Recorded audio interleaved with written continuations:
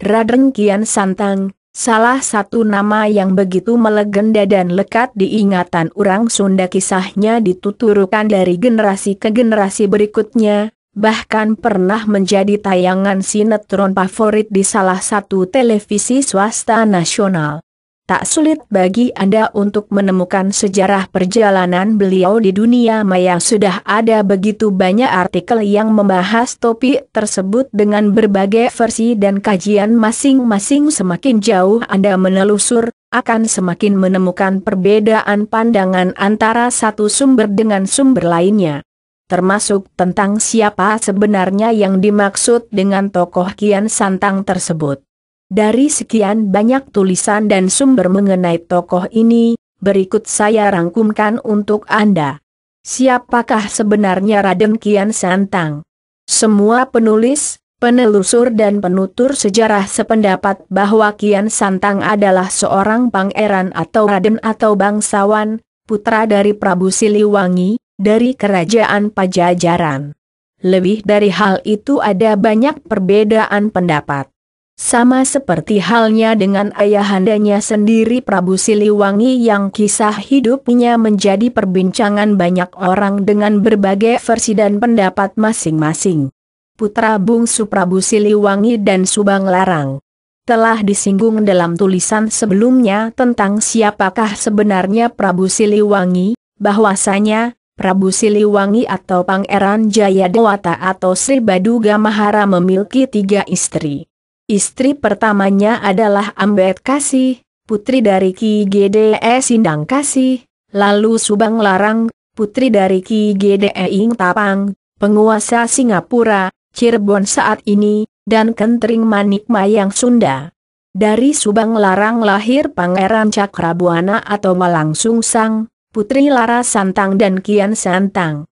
Kentring Manik Mayang Sunda adalah putri dari Prabu Susuk Tunggal yang tak lain adalah putri pamannya sendiri yang juga raja kerajaan Sunda, Pakuan. Pernikahan tersebut sekaligus menjadikan Prabu Siliwangi sebagai pewaris kerajaan Sunda dari pamannya, dan membuka jalan bagi penyatuan kembali kedua kerajaan, Galuh dan kerajaan Sunda. Menjadi kerajaan Pajajaran yang beribu kota di Pakuan, sekaligus menjadikan Prabu Siliwangi sebagai maharaja. Lalu siapa yang menjadi permaisurinya? Mendaki anak TANGGA jejeran anak tangga menuju ke makam Sunan Rohmat Suci atau Kian Santang di Kabupaten Garut, Jawa Barat. Apakah Kian Santang pernah menjadi Raja Pajajaran? Catatan sejarah menyebutkan bahwa penerus tahta Pajajaran sepeninggal Prabu Siliwangi adalah Surawisesa putra Prabu Siliwangi, dari istrinya yang bernama Kentring Manik Mayang Sunda.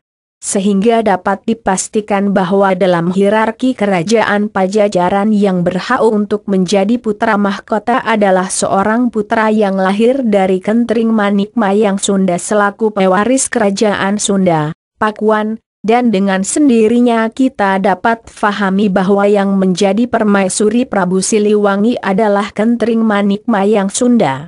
Permaisuri yang dimaksud di sini adalah permaisuri utama atau salah satu istri raja yang memiliki hak khusus sehingga anak laki-laki yang dilahirkannya berhak mutlak sebagai pewaris tahta kerajaan alias menjadi putra mahkota. Seperti yang kita ketahui, bahwa para raja biasanya memiliki lebih dari satu orang istri, sehingga diperlukan ketetapan menunjuk atau memilih atau menentukan salah satunya sebagai permaisuri dengan berbagai pertimbangan, untuk menghindari terjadinya ketidakpastian tentang pewaris tahta kerajaan yang berujung kepada perebutan tahta di antara keturunannya. Dengan beberapa keterangan tersebut di atas dapat dipastikan bahwa Kian Santang memang putra Prabu Siliwangi akan tetapi bukan pewaris tahta kerajaan Pajajaran atau lebih tepatnya, bukan pewaris utama pertama perdana dari tahta kerajaan Pajajaran. Jadi Kian Santang tidak masuk dalam jajaran tokoh yang pernah menjadi raja Pajajaran. Penokohan atau anggapan atau asumsi bahwa Kian Santang pernah menjadi Raja Pajajaran lalu mandek Pandito Ratu atau sengaja meninggalkan tahta untuk tujuan lain termasuk untuk uzlah atau dakwah dan sebagainya bisa jadi sebagai akibat bias sejarah lisan antara tokoh Kian Santang dan Boros Ngora.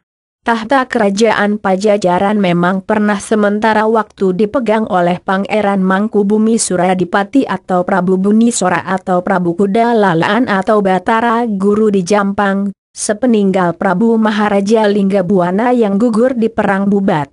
Beliau memegang tampuk pimpinan kerajaan dikarenakan Pangeran Niskala Wastu Kencana selaku putra mahkota, ketika itu masih kanak-kanak.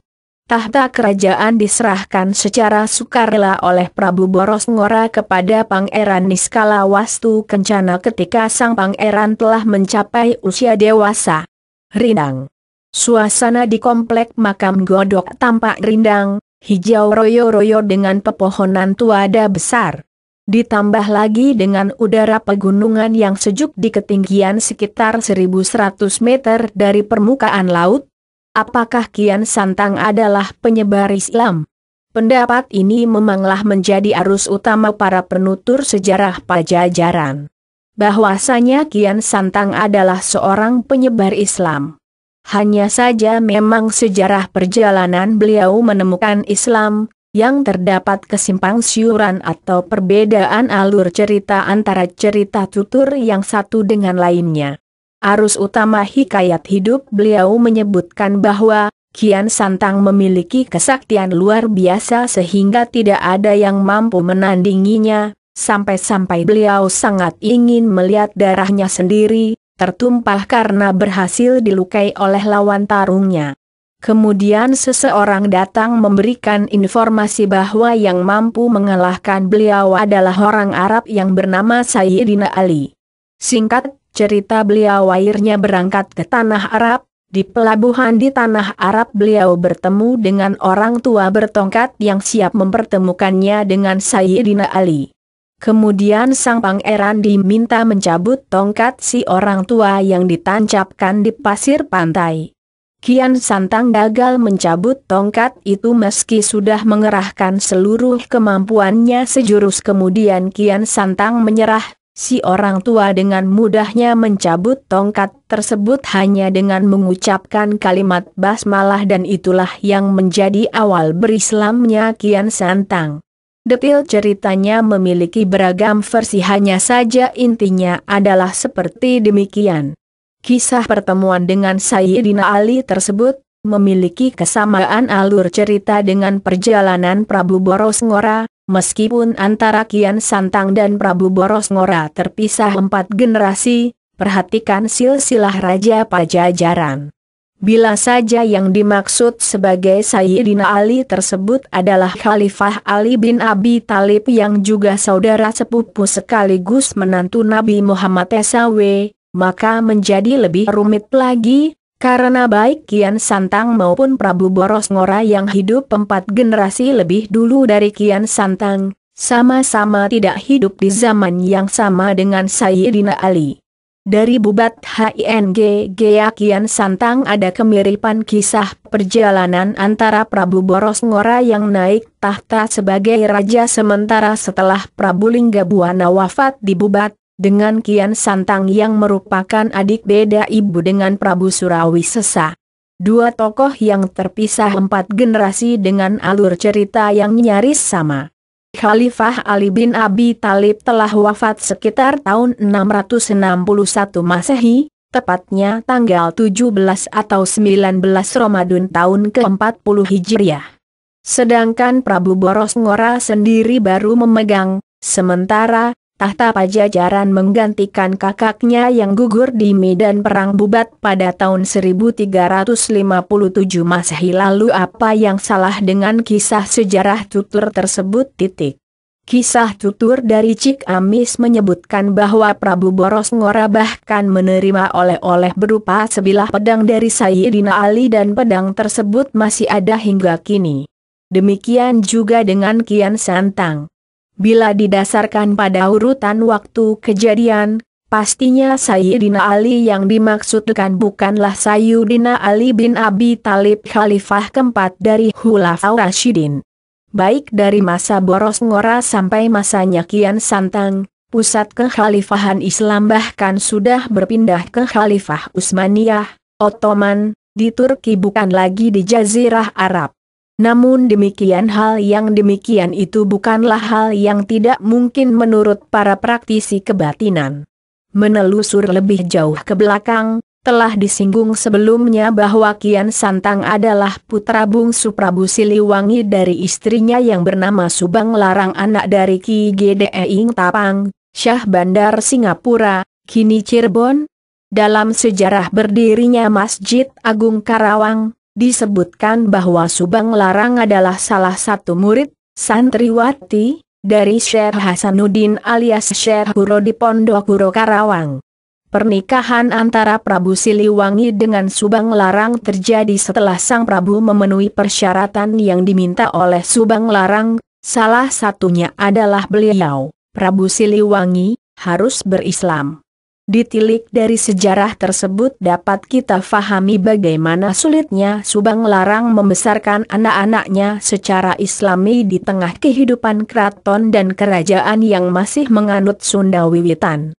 Wajar bila kemudian beliau mengirim anak-anaknya ke rumah orang tuanya di Cirebon untuk mendapatkan pendidikan Islam di suasana yang lebih islami. Islam sudah berkembang dengan baik di Cirebon ketika itu. Artinya bahwa ketiga anak Prabu Siliwangi dari Subang Larang memang sudah berislam sejak masih dalam kandungan karena memang dilahirkan dari rahim seorang ibu muslimah dari pernikahan yang juga dilaksanakan secara Islam. Tidak terlalu aneh bila setelah dewasa anak-anak Subang Larang menjadi tokoh penyebar Islam di wilayah yang mereka pun memiliki hak atasnya.